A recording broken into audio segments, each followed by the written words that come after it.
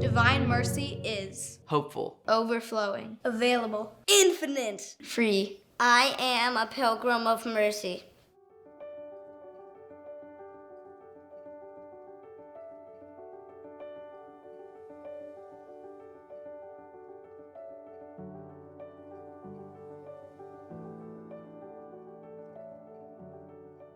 How is the best way to live?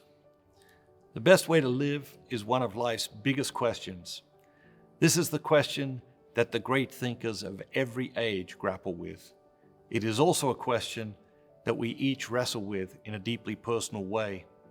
We are all searching for the best way to live. Sometimes it's a conscious search, and sometimes it's an unconscious yearning for something more or something different. But it's a question we must each answer for ourselves. I have come to the conclusion that the gospel of Jesus Christ is the best way to live. I've thought long and hard about this, explored dozens of philosophies, and foolishly tried to come up with my own self-interested way of living. But all of these fell short. I am totally convinced that the life Jesus invites us to in the Gospels is the best way to live. In fact, I am so convinced that even if you could prove to me that God does not exist, that eternity does not exist, and that we simply cease to exist after we die, I would still believe that the teachings of Jesus offer the best way to live. You see, I'm a practical man, and the gospel, it works. It helps everyone who embraces it to increasingly become more perfectly themselves. It celebrates the dignity of the human person, which is a primary truth that is indispensable if we are to understand the world around us. It fosters phenomenal relationships and encourages vibrant and orderly community. It promotes right relationships between humanity and nature. The gospel, it just works. In an amazingly practical way, the gospel is the answer to all of the deeply personal questions of life and the light that shows us the next step to take in our journey. There is simply no better way to live. And the joy that comes from living the teachings of Jesus Christ is unmistakable. Nothing else brings such joy. The third spiritual work of mercy, Admonish the sinner, is about encouraging others in the direction of that joy. The word admonish comes from the Latin word admore, meaning to remind or advise. Admonishing a sinner isn't a call to judge, reprimand, or control people. It's an invitation to remind others that there is a best way to live. To admonish a sinner is to say, you are making yourself miserable by looking for joy in the wrong places. We all need to be rescued from the error of our ways from time to time. We all need to be saved from our self-destructive beliefs and behaviors. These errors are a form of misery, and mercy is love reaching out to misery. It is always an invitation to a better life. There is a reality that we don't like to talk about. You can mislive your life. Most people never consider it as a possibility, but it's true. You can mislive your life. We assume that all lives are well lived. It isn't true. We deceive ourselves. The disturbing truth is you don't even need to do something significantly egregious to mislive your life. You don't need to become a drug addict or murder someone to mislive your life. You can do it in the most mundane and ordinary ways. It can happen so subtly that the people around you wouldn't even notice because you have most likely surrounded yourself with people misliving their lives in exactly the same ways. All it takes is the consistent application of mediocrity, laziness, procrastination, obsession with material possessions, and self-centeredness. This is why we need to be admonished. This is why we are called to admonish others. Think of a time in your past when you were headed down a dark and devastating, self-destructive path. Maybe you were in a toxic relationship.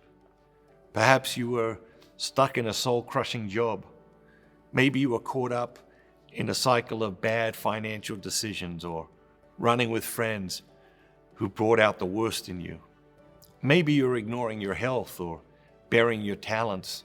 Maybe you're thinking about having an affair or getting carried away by an addiction, ego getting out of control, gossip become central to your conversations. There are plenty of times in our lives when we need a true friend who cares more about the eternal destination of our soul than anything else. We need someone who is willing to go out on a limb to admonish us. Some people will thank you for it. Others will hate you for it. I'm not going to pretend otherwise, but their reaction doesn't matter. Your words will keep stirring their hearts long after you speak them. And a week from now, or 3 years from now, they may wake up and respond to your reminder. These reminders are a great mercy because the uncomfortable truth is, it is possible to mislive our lives, and the stakes are huge. When God challenges us to change our lives, we may resist at first, but keep in mind, mercy is always an invitation to a better life. It's also helpful to examine how we respond to correction, coaching, reminders, and warnings. How coachable are you? Champions love coaching. They are so committed to excellence that they would listen to their worst enemy's advice if it would help them run half a second faster or the equivalent in their particular sport or discipline. Their desire for excellence in their sport often dwarfs our desire for spiritual excellence. We have perhaps all become too comfortable with our spiritual mediocrity. But if someone knew a better way, a way that led to fulfillment and happiness, wouldn't you want them to tell you? Sometimes we all need a reminder that we are in danger of misliving our lives. There are people in your life who will remind you from time to time. Those people are a merciful blessing. There are people in your life who need you to remind them too. These are difficult conversations. It's natural to be anxious and fearful. But courage comes from remembering there's simply too much at stake to stay silent. Trust, surrender, believe, receive. How many people do you know who have stopped going to Mass? It's sad, isn't it? So many people don't go to Mass anymore. And they aren't strangers. It's our family and friends very often. And the tragic part, they have no idea what they're missing out on. We want to change that at Dynamic Catholic. This year, we are focused on finishing a groundbreaking learning system that will transform the way people experience the Mass forever. And we need your help to make this dream a reality. So please, click the button below, choose your welcome gifts, and become a Dynamic Catholic ambassador today. If you're already an ambassador, increase your gift today, and we will send you these exciting new gifts too. Have a great day, and remember, be bold, be Catholic.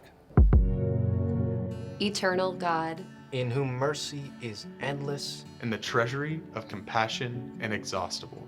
Look kindly upon us, and increase your mercy in us, that in difficult moments we might not despair, nor become despondent, but with great confidence submit ourselves to your holy will, which is love and mercy itself.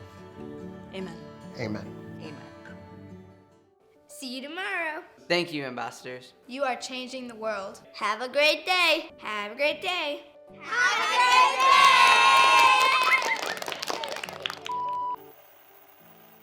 Hey, Isabel, one of the best ways to be a pilgrim of mercy is to collaborate with God to create holy moments.